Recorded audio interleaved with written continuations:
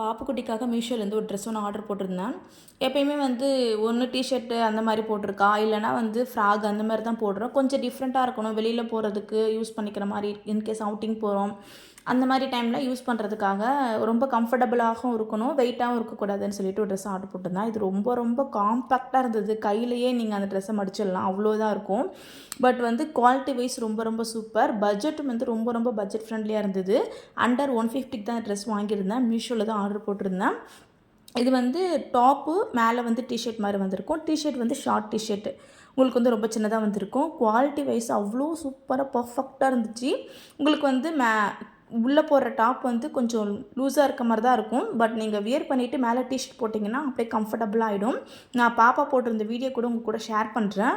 உங்கள் வீட்லேயும் குட்டி பாப்பா இருந்தாங்கன்னா கண்டிப்பாக இந்த ட்ரெஸ்ஸை ட்ரை பண்ணி பாருங்கள். ரொம்ப ரொம்ப சூப்பராக இருக்கும், கம்ஃபர்டபுளாக இருக்கும்.